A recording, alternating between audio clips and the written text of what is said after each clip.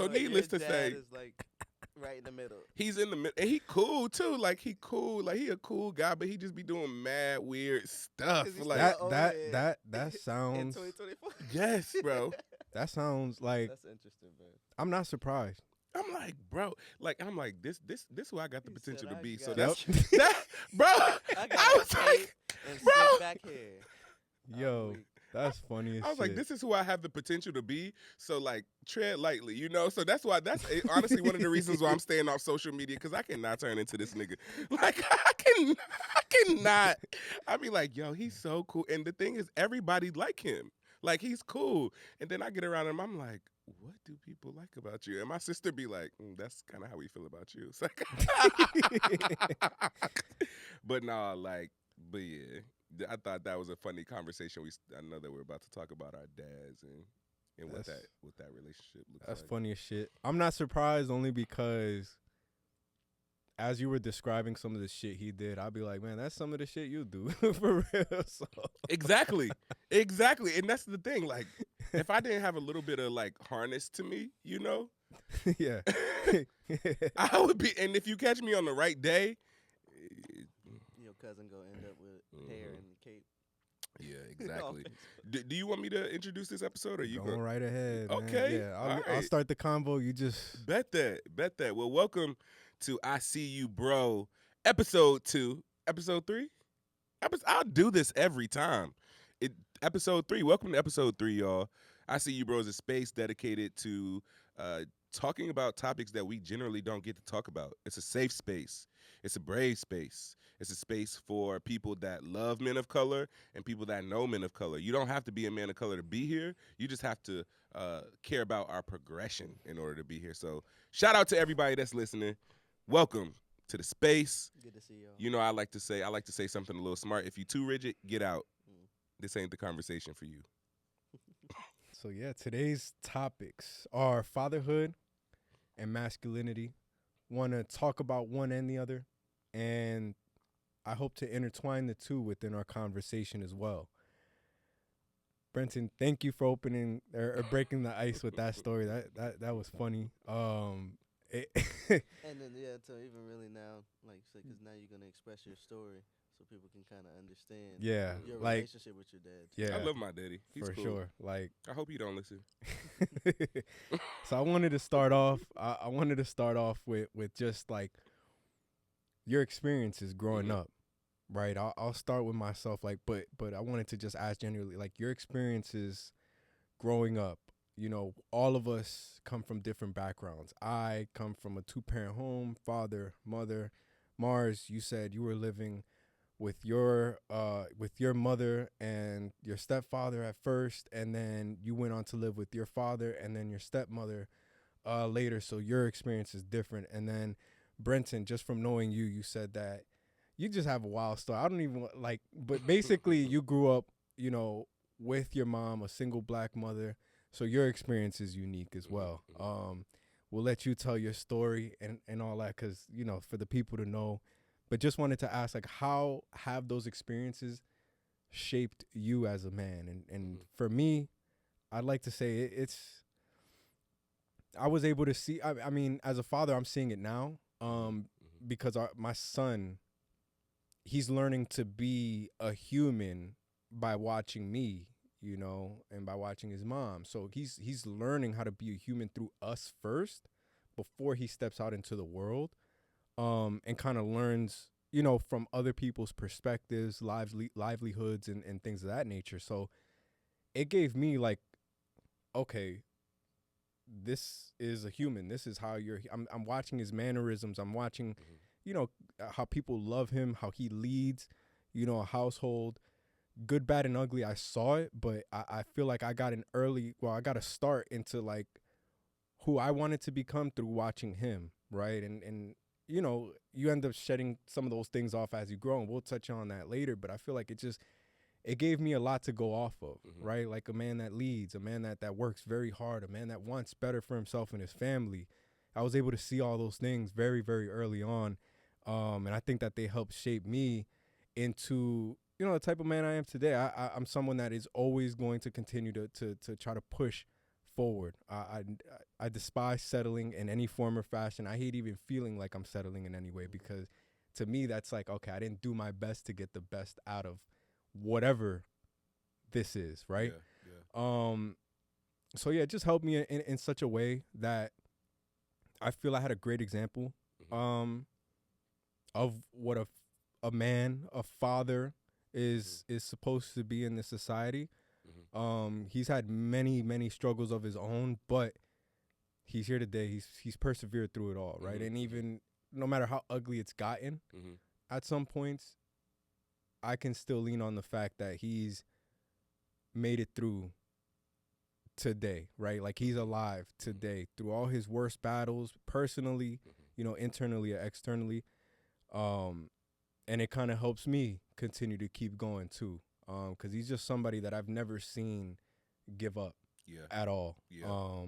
So yeah, just want to open the floor for y'all to kind of speak on a little bit about your experiences and kind of how that has shaped you as a man today. And then we'll circle back to kind of speak on what we had to shed to become our own man. Yeah. So yeah. You want to go, Mars, or? You good. Okay, yeah. So I'm in the listening mood. growing up, it was just my mom. I was raised by my mother, but my grandfather kind of stepped in as a father figure. He was very much your standard provider, right? Like just a very traditional black man. He's from Georgia. He only finished the 7th grade. And then he worked for the rest of his life until he got grown enough to go into the military. He went into the military, retired Navy. Then right after the Navy, he went into the shipyard, retired shipyard. And then after he retired shipyard, he started working again in his 70s. God, So damn. he is a man that really works hard, right? He has always, I will hear about it, but there's never been a time where I have asked my grandfather for something and I didn't get it. The only thing that I did, I got what I asked for, but I also, I heard it too. Yeah, Like you get a lesson. I got a lesson for it, right? Not a very empathetic man. That's one thing that I remember. Even now, he doesn't really process his emotions. He does it like very stoic, right? Not really affirming, right? But if you know men and you know people, you know that like our heart is where our things are, right? Like you can kind of tell. I knew that he loved me based off of what he gave me, right? And outside of that, I wouldn't have really known, right? But I'm like, my grandfather, he has never denied me. So how hard I work comes from him, right? How I look at money, right? How I look at how I take care of people around me, right? Like you're gonna hear my opinion, but you're also gonna get what you ask for, right? But I also I really appreciated the fact that he stepped into that role, because he actually could have went the other way. So um, even him being who he is in my life, although my father wasn't around, that was a great example of what a man should be, even if he wasn't your father. And so the way that I show up for even my friends' kids, right, like that may not have their fathers. I have a friend that we've been friends since high school. She's a single mom and has boys, and it's like, well, you actually don't have to be a dad to be a dad, right? Yeah. Like You don't. You just Father have figure. a father figure. right, You know what I'm exactly. saying? And so I take data. We talk about, just what it looks like to take data. And so as a kid, I took data from that was who I was taking data from, was my grandfather, right? And it allowed me to really be who I am today, and it has impacted the way that I take care of people, how I provide for people. But we'll get on to it'll be later on in the conversation when I talk about like the cons of that as well. Yeah, yeah. Yeah. Yeah, because it's good and bad. Yeah, you know? exactly. That's what I'm getting. But yeah, go ahead, Mars. Yeah, it's kind of weird because I got a little bit of both of these ideas, and stuff like that, from basically being able to see my mom first and then my father second, in a sense, right? Because they got divorced when me and my twin brother, at a younger age. which is 2. So that didn't give us any really coherent times for them in itself, right? So the way the court was set, I got split with my mom until I turned 10, and then when I turned 10, I had to go move with my dad. And both of them had longtime significant others through our time being with them. So I had a stepdad from young to 10, and then I had a stepmom from 10 to obviously, and they're still around. So that kind of gives an experience on kind of like seeing. I always had a father figure around, like a house father figure, shall I say, and then transition to my actual dad being my father figure, which I was looking forward to as a young man, right?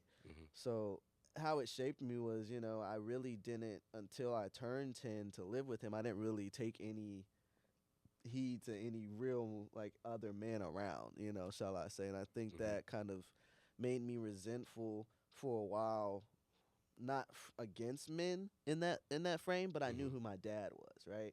And especially when he wasn't there, I felt a lot similar to like how you felt with your granddad, was that he wasn't there much, but he was there, right? And especially when I moved with him, he was in the military, and so he was just retiring, but then he got.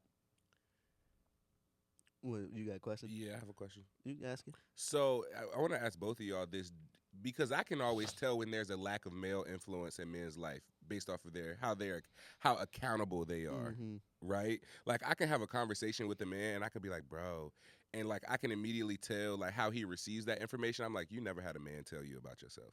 Sometimes, yeah. So I want to ask, because I know it was for me. Do you think that your father not being around until you're 10, or you like moving into your father turning 10, do you feel like that has translated into the way that you receive things from me? Oh yeah. Okay. Oh yeah. And so like that's kind of what I was saying when I knew that there was a certain effect Yeah. on me from me not taking heed to any of like the men around me's like advice, shall I say, you know what I mean? And kind of understanding that like I know my dad, like, it wasn't like I'm not gonna respect you, because I respected people. I was just brought up to respect. My mom taught me that manners and all that. And my stepdad has been around. He's still here, and married to my mom. So he's been around for majority of my life, and Yeah. as I was young. So unfortunately, me being a young kid and knowing that I have a father that I am in communication with, and see him every summer.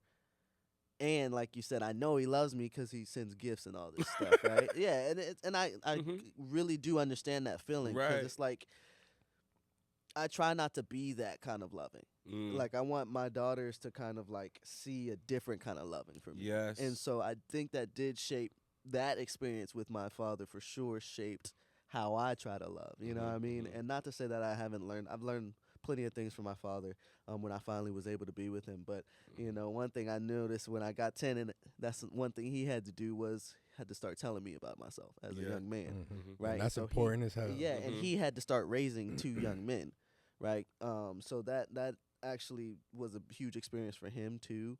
After 10 years, what I mean, of not really living with us too, but you can just see the shift and feel the shift of coming from a household where you think you the man, Yeah. to hold on a second, this is my father, and I've taken heed of what he's saying, and so a couple of things I know I got from my dad for sure is the way his mindset, a lot, and a lot of things, like he has like a open mindset on, like, I think, understanding. Is that where your misfit comes from? Yes, and Okay. it's kind of weird. It doesn't really come from him like that, or like my granddad. My granddad's a humanitarian, so it's just all about like understanding. I Yeah. think it is, or the want to understand other people, and Yeah. like their reasoning, their livelihoods, right? And I think my dad has that for sure in him, and then my granddad definitely has that, being a humanitarian. So, that kind of mindset of just trying to love on people, because my dad's a lover too, and I know that for sure. People gravitate towards him as well, kind of as you told about your dad. So I think some of that stuff is genetic. It's like spiritually genetic. You know what I mean? Like auras, Yes. where people gravitate towards your family, right? It's really weird, but I feel that too. Do you feel that about like spiritual struggles too, like things Oh, that yeah. you struggle, Yeah. like they're past. Do you Yeah. believe? Yes. Oh yeah. Because there's some things that I'm struggling with. I'm like, that definitely came from that Like horror of a what- father of mine. what I'm kidding. my belief is that the traumas, right? The Mhm. demons that our fathers, grandfathers, and so on and so forth didn't deal with, It's gonna or get passed down. it's going to get passed Yeah. down It's gonna one get way, seen. one way or another. It's getting passed down to the next And then I generation, feel like it's genetic. and too. then it's on them. Mhm. You know what I'm saying? Because alcoholism, as I speak to you, alcoholism was heavy in my family. From your Heavy. yeah. Fathers, mothers, Everybody, cousins, yeah. uncle, like everybody drinks, and everybody like they find a reason to drink. Mm-hmm. They just love to drink, right? You know how we were talking about, And- not to and- cut you off real quick, but you know how we were talking about evolutionary stuff, right, Mhm. the other day? And so one thing about genetics is genetics evolve as well, right, within family groups, right? So like one Yeah, thing my parents about, ain't this tall. Yeah. Nah, I'm dead ass. My dad 5'8", You're my mom 5'3". I'm you're a- 6'1". You're an anomaly. But no, usually somewhere down the line in genetics, somebody else was super. No, tall, I you know, I get that. But no, but like when you talk about like alcoholism and how that can get passed down, it's like alcohol in itself can get passed down to where it tastes different, like not Mhm. different on your tongue than other people, but it excites you. It's exactly more, it hits that it's- hormone. Yeah, and my mom, when I was 13, tried to in an airport, got me to take a sip of Brugal, which is a Dominican rum. Mm-hmm. She's like, here, so that you will never have a taste for it later. I did. Yeah. You Because did. what she wanted it to taste like for me, Mm-hmm. like as sour and like, for me to be, I don't like it. It tasted kind of good. You know what I'm saying? I'm not gonna lie. But I get what she was trying to do. But like you said, it gets passed down to where it's so many, and it just tastes different, right? ways, Like, yeah. and when I stopped and tried to like drink Mhm. it again, it tastes way different. Yeah. Way different. That's why I think it's important for, and not to move too fast on the conversation, but that's why I think it's important for people that have not had their fathers in their lives or great relationships with their fathers to seek out a relationship. It doesn't have to look exactly the way that you want it to, but one of the reasons why I wanted to build a relationship with my father is so I could see who I had the potential to become, good and bad. Mm-hmm.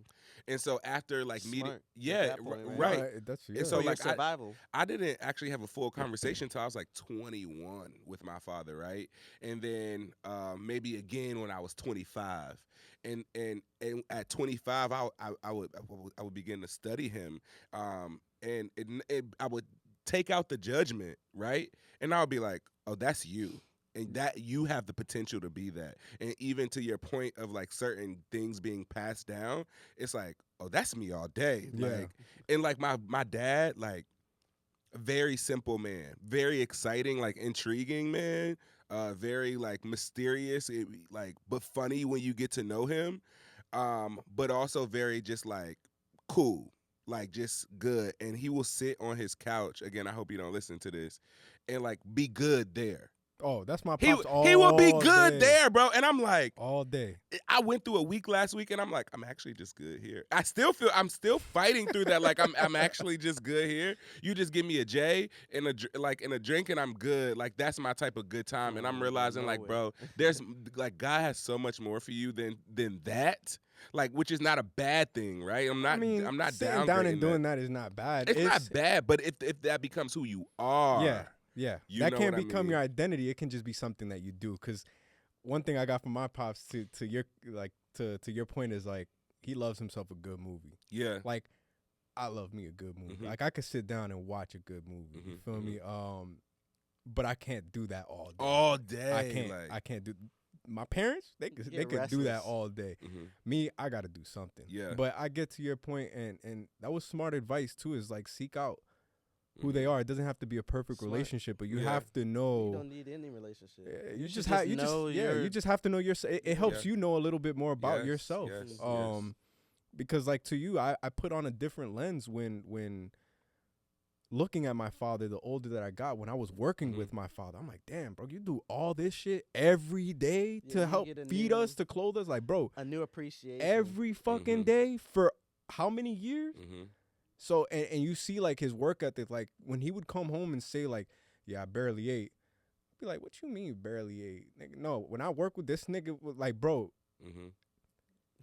it was his work Bro, ethic is Mhm. insane. I did And construction, bro. Some Latinos don't even want yeah, you like the. yeah, it's Mhm. and he worked in HVAC. So Mm, like just that work ethic, tedious. I was like, that's what I need. That's you. Yeah, Yeah. and yeah. like I see myself in that to the point where I have to stop myself sometimes because I will burn out. I will work Mhm. until I burn out and then I get my rest. Yeah. And I've been a lot more conscious of that lately. I don't want to get too far ahead because this is something I wanted to touch upon too. So I'll ask y'all. I mean, I can start and finish off what I was saying, but I Mhm. want to know like what did you have to shed from your father figures as you were becoming your own man? And like I'll start like for me, like I was saying, is my work ethic can be insane. Like people will look at me crazy um by how much I love to work and how long I can work You want to get stuff without done. having any issue. Mhm. That early in my 20s caused for health issues to where I'd get random nosebleeds. I'd be very, very stressed. Mhm. I could never sleep right. Mhm. And it taught me that I can work like this, won't live a very long life like this. I See You Bro is brought to you by the Can Foundation. The Can Foundation is an arts nonprofit organization founded by artists for artists. The CAN is dedicated to building sustainable careers for the creative class through artist development, arts education, and public art projects. By creating a community, they empower artists, foster creativity, and contribute to the sustainable growth of the artistic ecosystem at large. To learn more about the Can Foundation, visit their Instagram, Contemporary Arts Network, or their website at thecontemporaryartsnetwork.com. Do you Right? think you're Yeah. obsessed with results? I think I I can so at that time I was very keen on results because at that point in my life results to me meant that like I had just come off like basketball and playing all that, so like results matter, right? So like to me it's like growing up, if you did well in basketball, like all the other shit will kind of take care of itself, or Right, they'll right, take right. care of it for you, Yeah. right? So I always felt like as long as you produce results, you'll be taken care of in some way or fashion, Right. right? So I would always try to get that result and work my ass off for it. Mhm. As I got older, and this goes with the shedding of you know what I feel like I learned from my pops is like I fell more in love with the journey and what that journey brought me Mhm. in the process, right? The growth that I experienced while accomplishing that goal or seeing it through. And that allowed for my goals to get bigger. It allowed for me to be more patient and have more faith I feel like in what I when you was start doing. enjoying the journey that way, when you really finally understand that, You get the this. result gets smacked. Like the result just smacks you in the face. Bro, you You're get like, this. Oh, You snap. literally get Oh, this. Yeah, I forgot. And This is what I was going towards. and you're not You know? so stressed about it. You're just doing. Yeah. You're just doing the work. I can go to sleep every night knowing I'm doing the work, but I had to shed that work till I die Yeah. mentality because I was very much digging myself an early grave Mhm. working that way. So to kind of preserve myself, I would say I had to shed that. The alcohol thing. It was not uncommon for my dad to have one or two or three during the weekday, right? It was not uncommon for them to just get drunk as hell on the weekends, right? Or drink all day. And I would just see him casually. We'll be playing basketball. I have a Gatorade, he has a beer. Like, you know what I'm saying? We playing pool. I have a water, he has a beer. Like, Hey, bro, it's Sabado. and it's just it was so casual. But when I had a son, right? Mhm. It's my turn. I have that baton now, and I decided I'm not going to let him just casually see me drink. This is not something that just happens I around remember you here saying that. Yeah. all the time. Like over dinner, we'll have wine. At an outing, rarely might have a couple, but he's never gonna see me just drinking beer just because it's a thing to do. Mhm. Because that's not the example that I want to set. Yeah. So that had to do with some of the shedding as well. And I'm pretty sure we can go all day with this, but what are a couple things that y'all felt y'all have had to shed from your father figures, your father and grandfather, you know, your stepfather and father, like, and like, what have you had to shed to become the man that you are today? One of the things that I'm still actively shedding is performance-based, like performance-based being. Like I mentioned, like my grandfather, you know, being that man in my life up till I was an adult. He always did things, right? He never really talked to me unless things were wrong, you know? He never really like had heart-to-hearts with me, you know? I feel like he never really got to know me, and even now, like I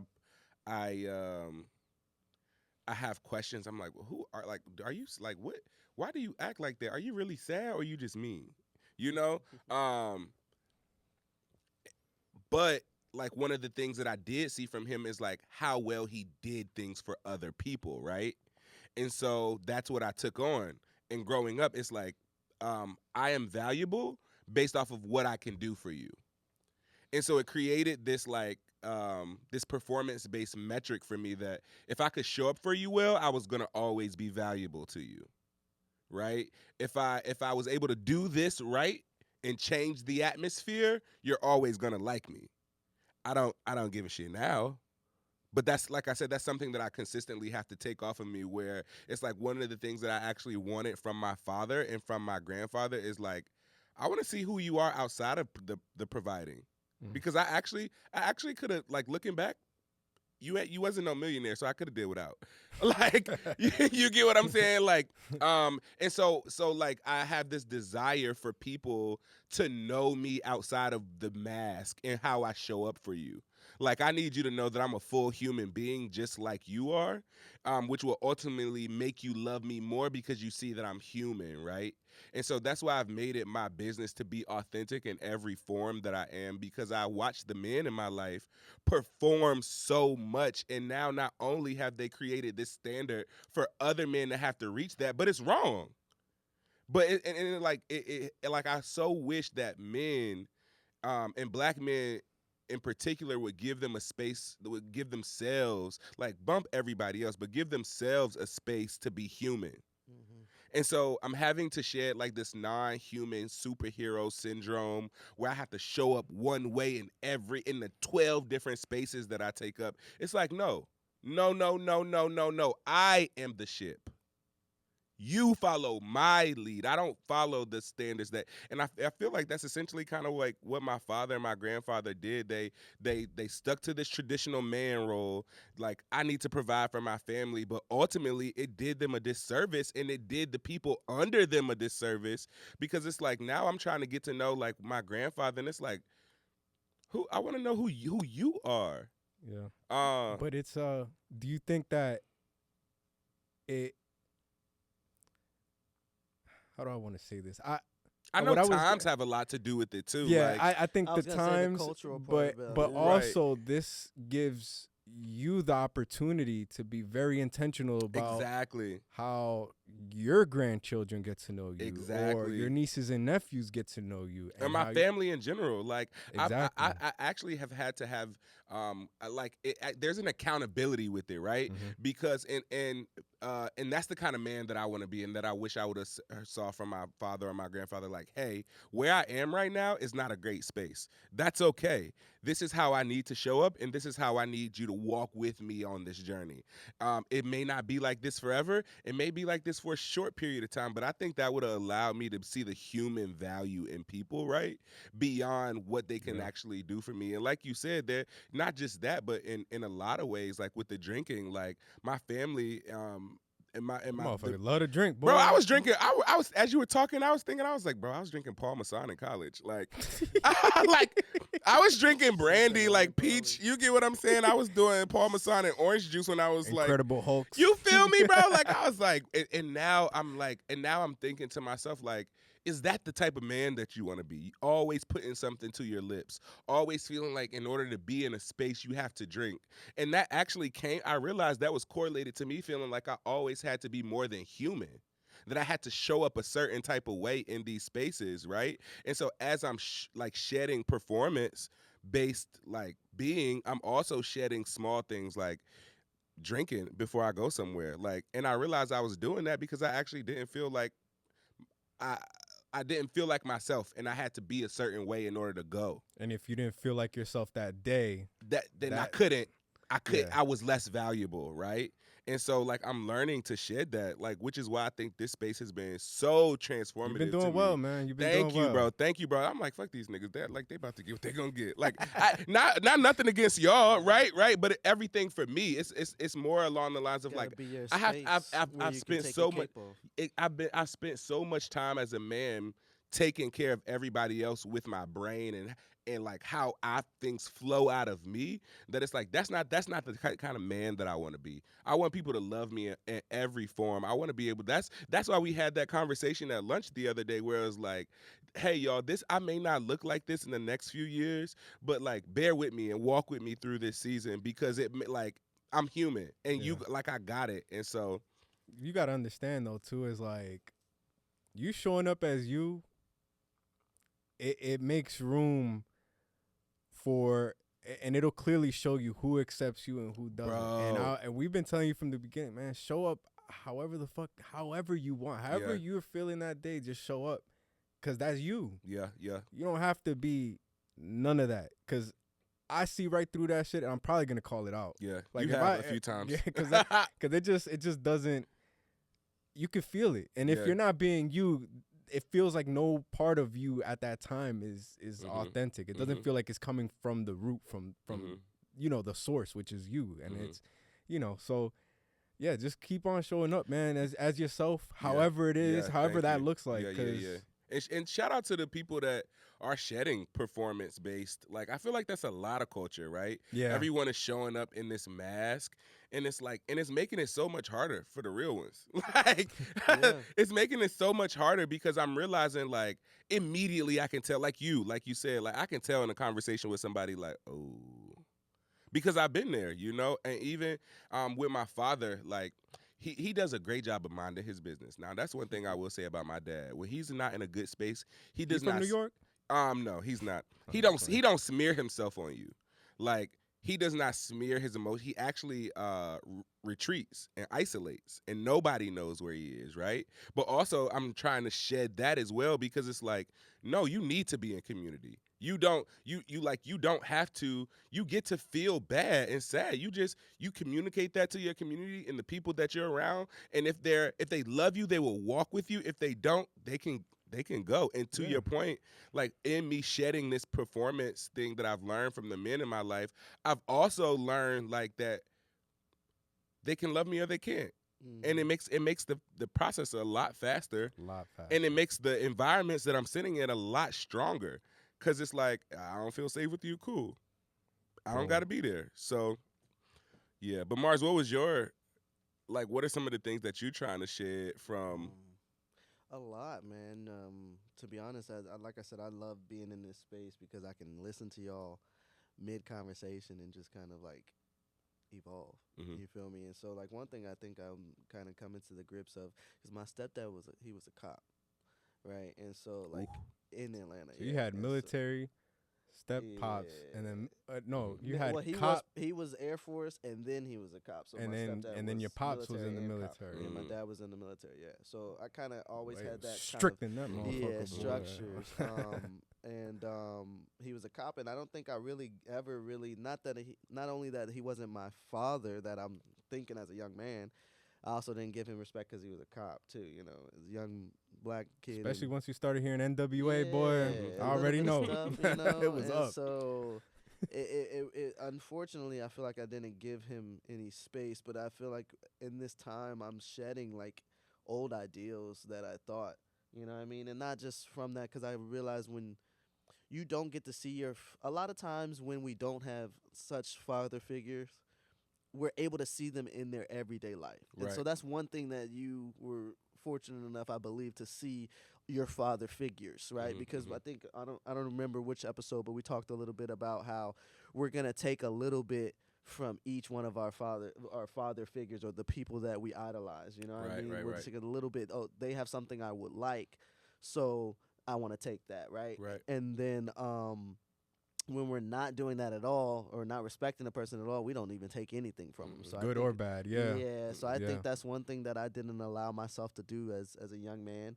But when Mm. I finally lived with my dad, I still didn't really get to see him be human until like being a senior in high school Oh, because okay. he brought me. He was a JRTC instructor, which is another thing like that showed me to love on people, right? Mhm. Everybody's like, as a JRTC instructor, he's a lot of people's father figure, the Mhm. girls and the boys there, you know, Yeah. and so they loved him, man, you know what I mean? And so that was another thing that brought me to like kind of like who I am today. I didn't come straight here, but it started like, you know, even my dad. I don't think none of us. Nah, for real. nah. But I mean, like, I think this is kind of like something that is like influencing people, like you said, like Mhm. loving on people Mhm. for me, and then for you is just you know being around people, you know what I Mhm. mean, and kind of changing the aura of the room for you, you Right, know what I mean, right. and it all revolves around masses of people, right? Yeah, And yeah. so I think shedding the fact that we think we know, even though we spend a bunch of time with people, who they are,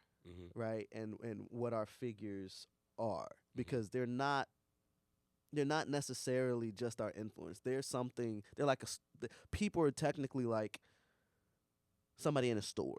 They're Yeah. items in a store, Yeah, right? yeah. You basically take what you want, right? They're a grocery store, and you Mhm. take what you want from them, and then you leave some stuff on the shelf, right? Yeah, yeah. And so This if we this don't sounds wanna worse go at than what it all, really is. That's though, what I oh was no, because- it's thinking, but I was not. gonna But let him finish. it's little. But you understand, Yeah, though, No, right? I understand what If you're. we don't like the grocery store at all or like what it's about, we won't ever go. Right. And so we're not getting anything from them, kind of like how I just said. So like if it's a grocery store, we'd be like, all right, I can like some things in here. Oh, I really want this and I really want that. And if we can afford them, which is put in the work to get that attribute, we kind of, grab them and pay for them. So I think realizing that you have to not take everything at people as face value. We try to take Mhm. not just things as face value, but people as face Take what value. you can get. Take what Well, you have to mhm. spend time with them Yeah. to actually understand who they are instead of just going into the grocery store to buy.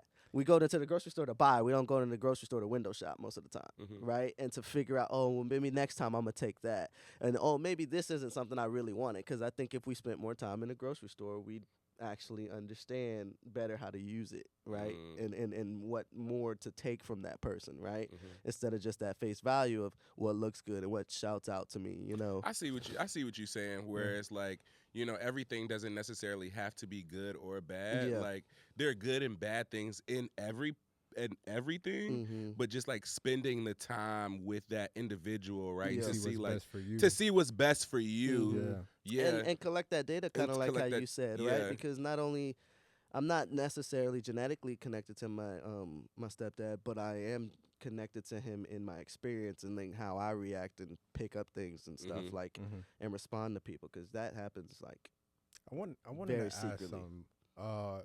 Have y'all ever seen your fathers or grandfathers? Have y'all ever seen them cry at all? I saw my dad cry once, yes, Once? and it was about his mom who committed suicide, so my grandmother. Okay. And so, yeah, that was like weird because, okay, so let me tell you the story. We had just moved in with my dad. We were talking about maybe 6 months, and my brother. We were both obviously mama's boys because Mhm. we did live with our mom, my twin brother, and so. But my twin brother was more open about his crying, and I felt like I was more on that men don't cry, kind of tough Mhm. kind. Yeah. But not only that, that was kind of me, and I never really cried unless I was extremely upset, like mad. That's when I would cry back then. You know what I mean? And so my brother had been crying multiple nights and kind of stuff. He would do that since we were younger, even Mhm. when we would go to live with not live with my dad, You but say stay he with. always been a crybaby. Yeah. Yo, bro. If he you're would hearing cry, this, bro. He would cry in his sleep, right, in the middle of the night. Man, just loud, wailing, right? Wake me up every time, But no, we were mama's boys, right? Yeah, And so yeah. spending any time away from your mom, you're gonna feel a certain type of way. My brother wasn't afraid to let it out as we were kids, right? Now it looks way different. Like I'm more of the sensitive person, and that's always been that way. but being together, how I you get to see display him. it, yeah. You know what I mean? See him as a human. And so my dad was like, "Yo, you gotta stop all that crying and stuff. Not in like a manly way, but in like a empathetic way, right?" And so he brought us into his room one night, and he was just sitting on his bed, and he's talking to us. You're like, you know what? I understand the crying. You know, Yeah. he's like, I miss my mom. You know, and that kind of I feel like that hit him.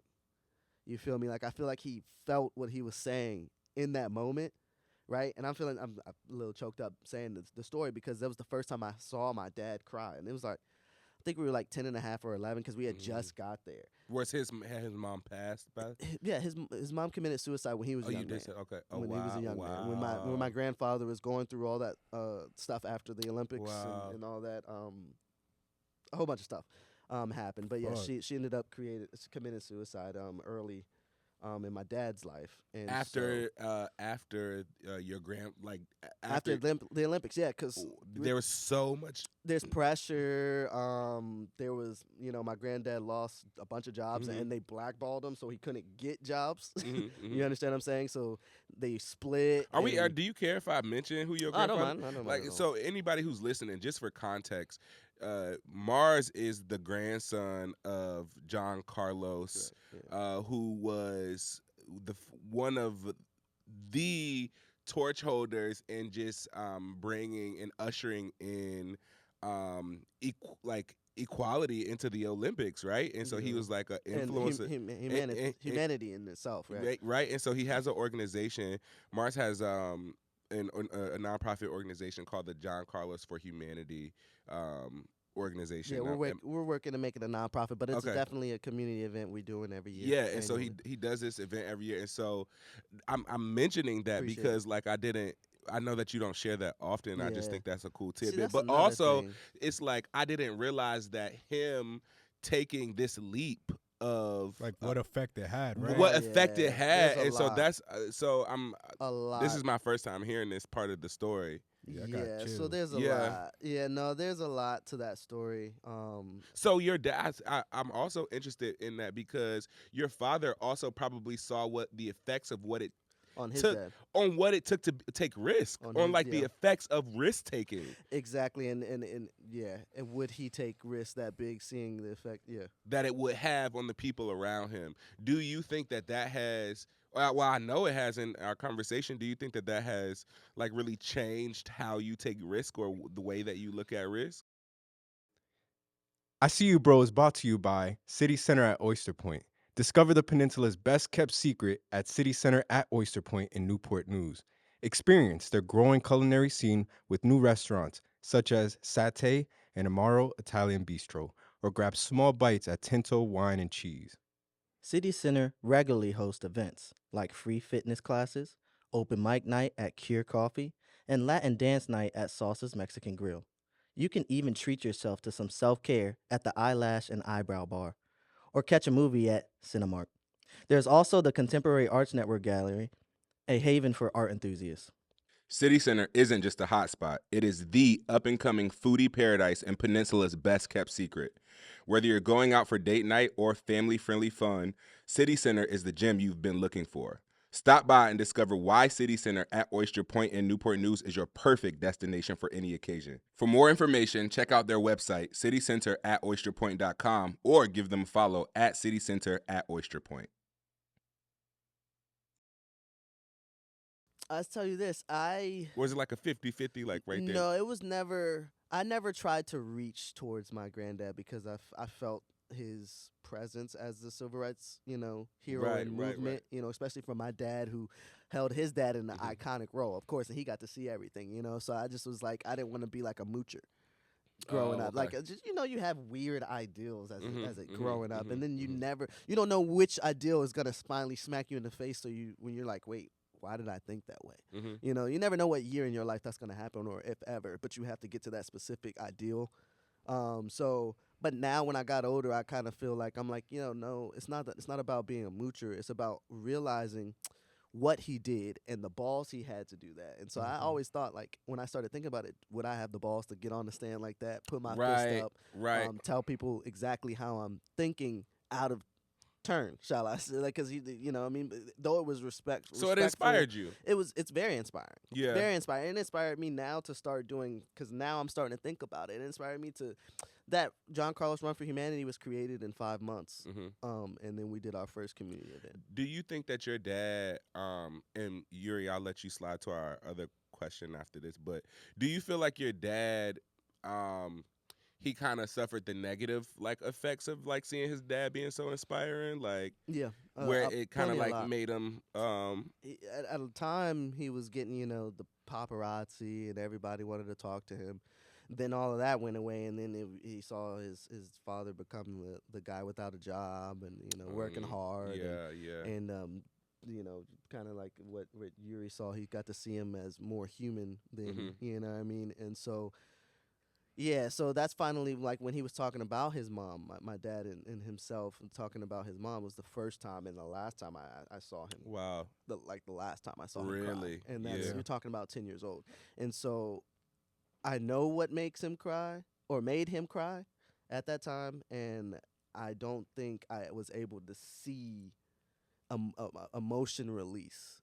You understand what I'm saying? Yeah, a lot of from our him hosts. or my stepdad. My stepdad has a lot of emotions, but a lot of his emotions were anger.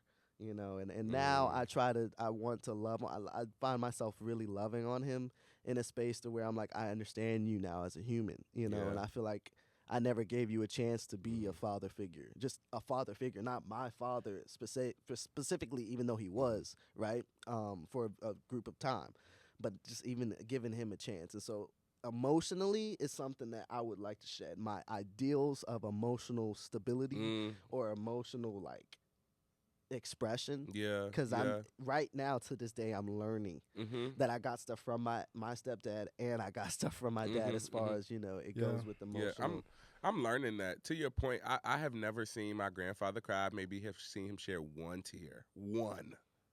I've heard of my dad crying. Right.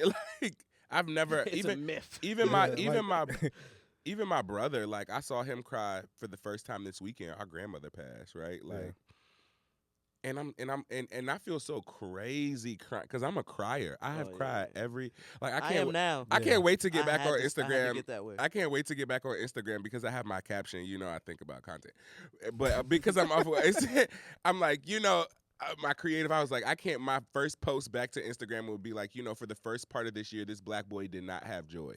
You know, and that's my thing, having joy, and I always want to show that. But I'm also realizing a part of me and who I am and my joy is also like my emotional identity, right? Like I get to cry. Yeah. I get to really show those have different. to. I'm a crier. I have cried every single. Today was probably the first day that I didn't cry. I told somebody manifestation and release go Yeah. hand in hand. I feel like that's crying. To be honest, like for any man that's out there, listen. It's a spiritual thing. You know what I mean? I feel like crying is a spiritual thing. I feel like it's your spirit crying out on behalf of your flesh. Right? And I think that sometimes when you cry, like oftentimes I know that I'm sad, and because people haven't really in my father figures, I'm really learning my emotions now as an adult, right? And so I'm actually like sometimes I actually don't know what's wrong with me.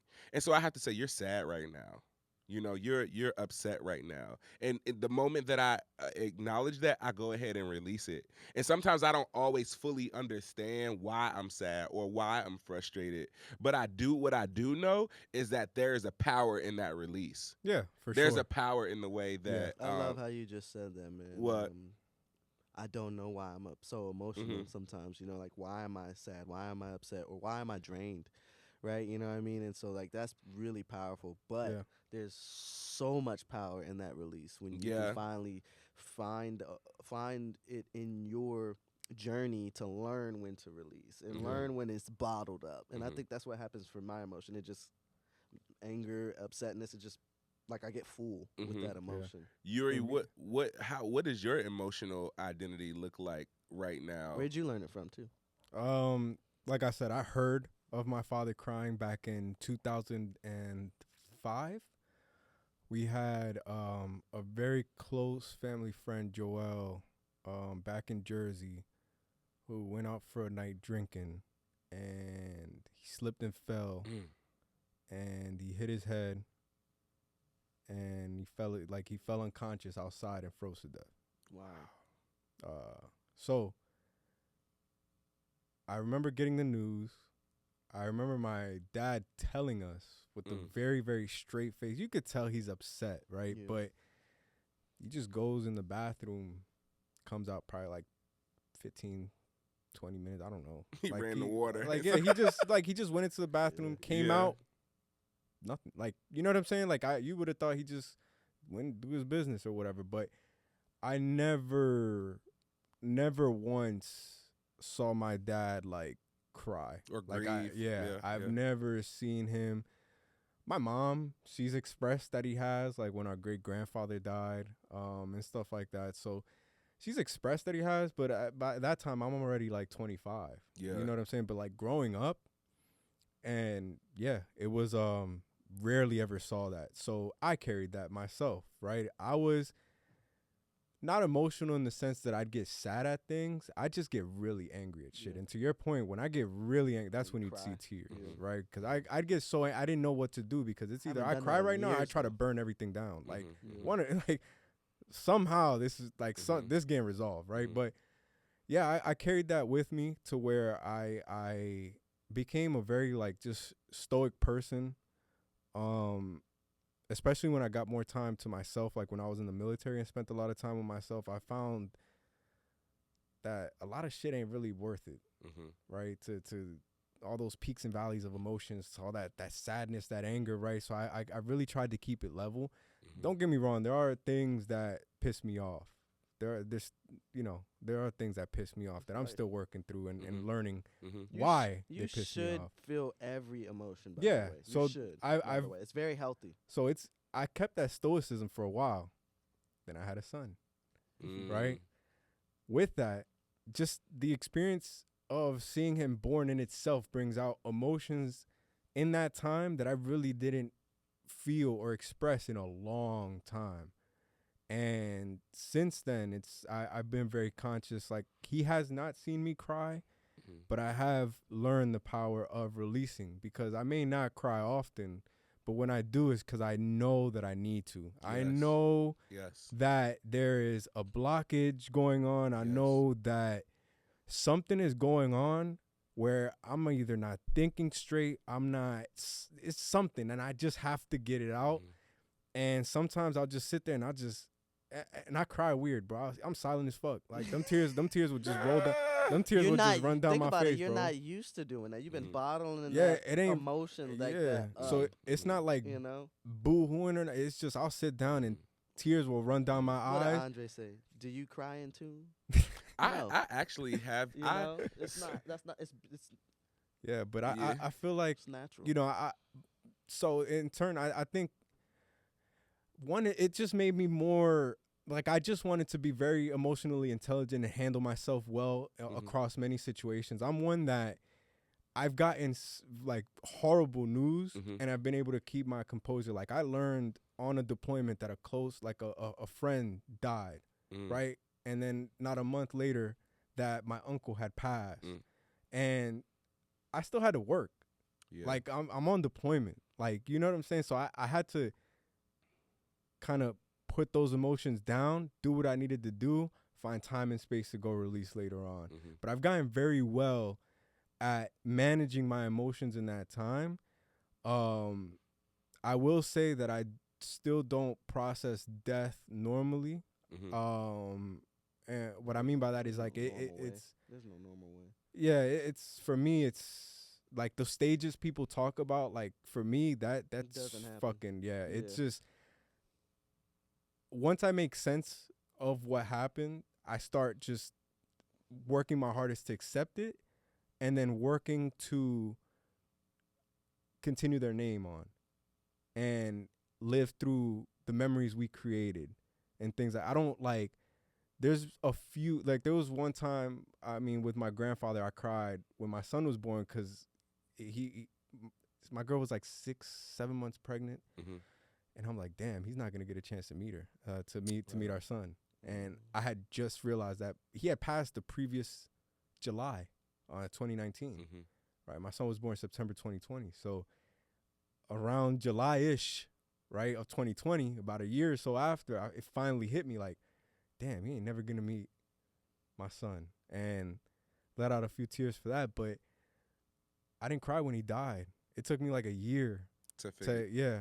I'm like that too. I'm a late processor. I'm kind of like which I'm okay with that because I want to ask, do not you feel like it's because you are someone people are going to lean on when shit like that happens? Yes. And you have so same. I'm gonna be the one in my family like I grieve on the back end. Yeah. You know, like I let everybody else. Which honestly, while we talk about our fathers and their emotional capacity and how they handle things, I'm so glad that there was a sense of stoicism there, or a sense of like, I want to call it staleness, right? But it's not that. But there's this rock foundation that's there, that no matter how hard the wind blows, that house will not be blown down. Yeah. Like what?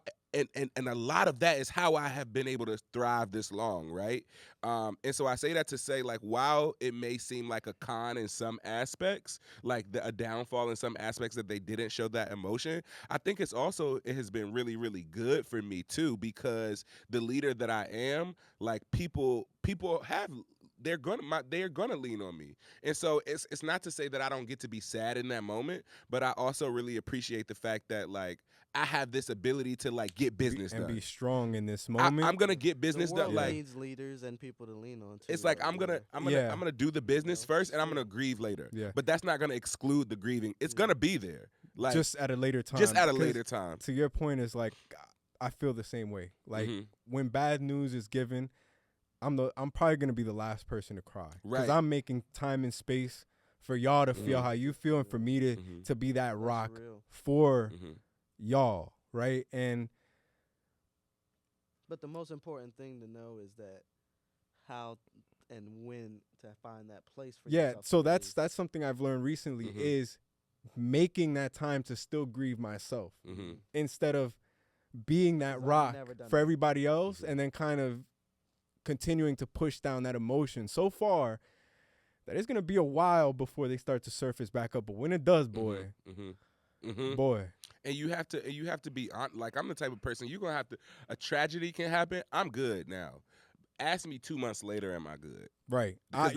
Because I'm gonna make sure that my family is good first. I'm gonna make sure that business is taken care of first. Like, I'll cry at the end of this. You know, I've gotten there and really, really good at that. And so I guess, like, segueing, not like taking the question from you or anything, Eury, but I guess I also want to ask, like, do you feel like the experiences that you've had with your fathers, and where they have been in your life, does that affect your masculinity today?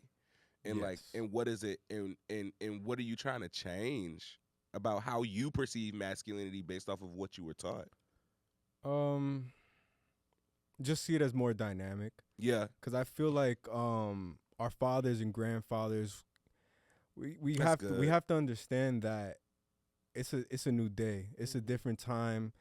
The way society works and functions now is way different than what they grew up in. They don't have nearly the information. What they did was based purely off survival.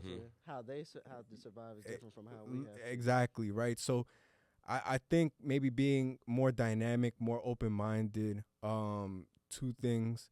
Because I grew up in I would say a traditional, right? Like my mom, she was a stay-at-home mom when we moved to PA, and she, like, until my sister, went off to college and everything. And my dad, he brought home the bacon and things like that. So just being more dynamic in the way I approach how I want to raise, my family.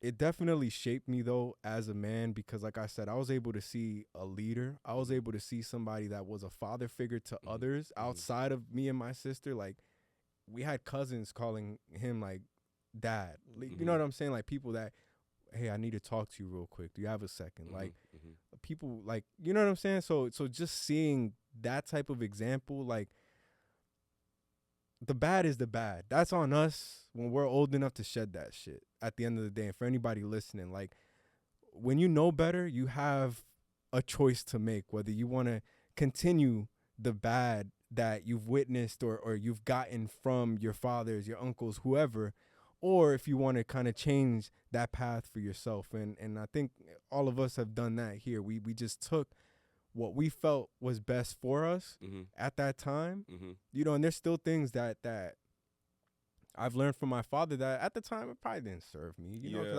I wasn't in a position that he was in. But now that I think back on it, I'm like, okay, yeah, I can pick that up now, right? So it's really just shedding all the bad, all the negative that I don't feel like it resonates with me or the man that I want to become. Yeah. But just instilling all the good, the work ethic, just how he made sure we never went without. We never felt none of the shit he felt. We never felt none of the shit he felt, right? And that's because he provided such a large enough shield and protection that we still felt good even when we weren't. And y'all talked about risk taking. I would say my parents as a whole, but just them, like they inspired the way I take risks. One, coming to this country without knowing the language. Oh, your parents didn't know the language when they came in? No. Wow, I didn't know that. No. So they Latinos take some huge risks, bro. Yeah. Like life-wise. Yeah. Like they be full migrating. tilt, boy. They migrate. So like, for real. came here, didn't know the language in the early to mid 1980s.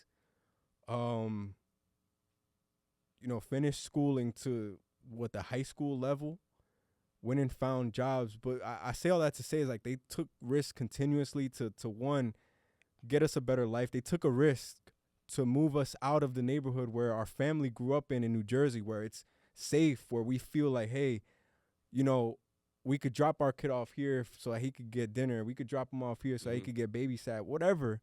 Moved us to Pennsylvania because they wanted us to see more than what was in Jersey and what was in that particular area. They wanted us to get exposure to like more wealth, I would say. You know, families that are in a different class. And that exposure helped.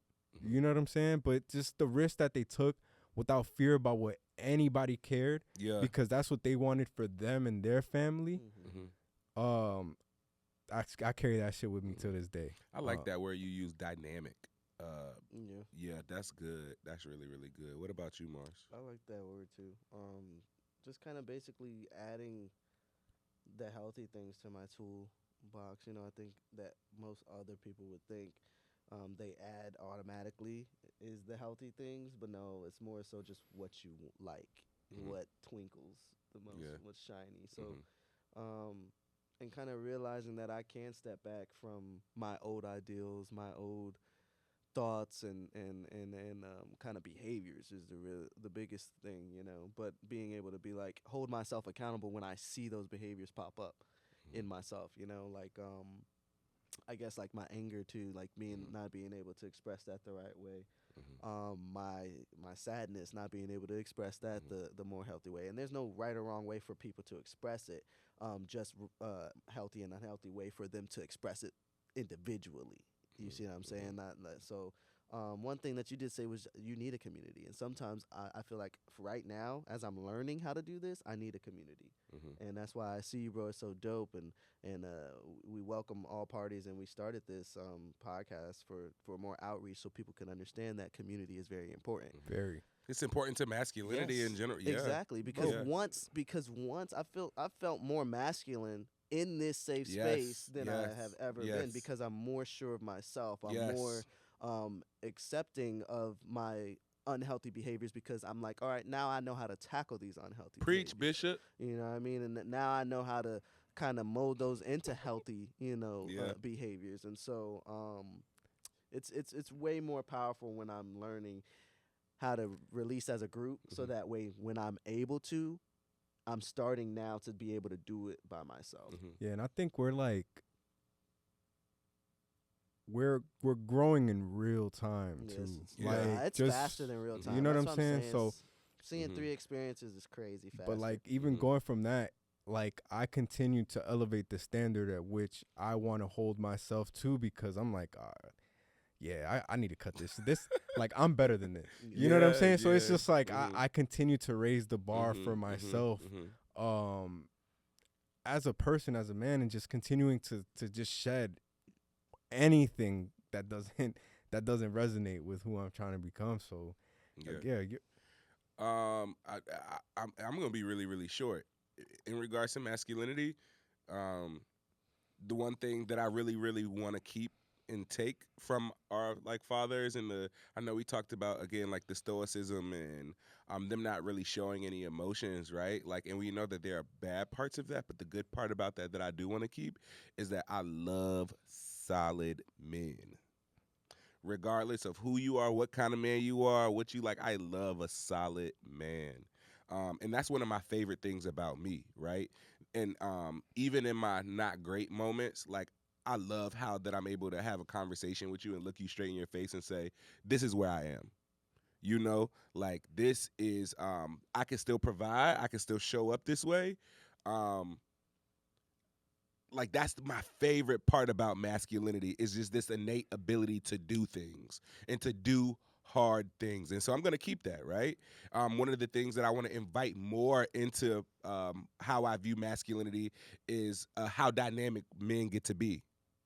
You know, how dynamic men of color get to be. Like, I hear you talk about them taking that risk, right, and leaving, right? We're able to do those things. And so masculinity, my masculinity is like, has been shaped by stoic men, but like, those stoic men are the reason why that I get shit done, right? And that you're gonna call me to make sure that, like, you can call me. You can be confident to call me. That even to if know some to shit know gonna get done. it's going, it don't matter how it's gonna get done. He might not be good, but he's gonna get it done, right? Oh, But yeah. like the other That's part, one thing about, like, not to cut you off, but when people keep calling you, I was like, yo, I gotta take it as a compliment, because that means people know I'm gonna get shit done. Yeah. But also, it's in that part, and I'm gonna close out on this part. In that part, if that's you, right? It's also your responsibility to show the other side of what it looks like to carry that burden.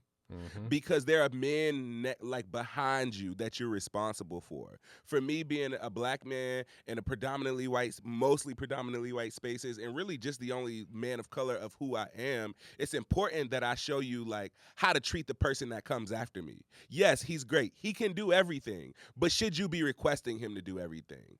Should you be giving him space to be a little bit more than what you've assigned to him? Just ask, hey, what do you need? What do you need? What do you ask? Ask him, what do you need? Yeah. And that's what I'm inviting into my masculinity, asking myself what I need. Yeah. And so I guess that wraps up episode 3. I thought that was 6. Episode 3, that was. Yeah, shout out to episode 3. Masculinity and fatherhood. Yeah, thanks for tuning in, yo. Yeah, thanks for tuning in. Yeah. I'm gonna keep it black, and I'm gonna keep it brief, as Lene would say. I love her. What? Listen, y'all. Thank you for tuning in to the I See You Bro podcast, a space dedicated to men of color, and a space dedicated to developing through the crap. I always say it, if you love a black man, if you know a black man, if you got black brothers, black friends, this is the podcast for you. If you too rigid and you can't really get with it, get lost. I'm 1/3. Come back at another time. Yeah, come back at another time. I'm 1/3 of the collective Brenten. And it's number one Misfit Mars. Make sure you like, share, subscribe. Just tell your people about us, man. Spin that. Yeah, Tremaine, can you insert spin that? Spin that shit. Oh, okay. Copyright. Yeah, and this is and this is Eury. Just we appreciate y'all tuning in, man. But please leave a comment below, sharing a little bit about your experience, sharing what you relate to, because we have 3 very, very, very different experiences here, talking about subjects like this. So we want to know who you resonate with, why, what your experience looks like, and how you've grown from that. But I'll cut it short. We're out. I didn't know what to say at the end, so you could cut this out too. I like that part. We out. We out. I actually like that, though. I didn't know what to say, so we just That was a going good to here. I don't know what else.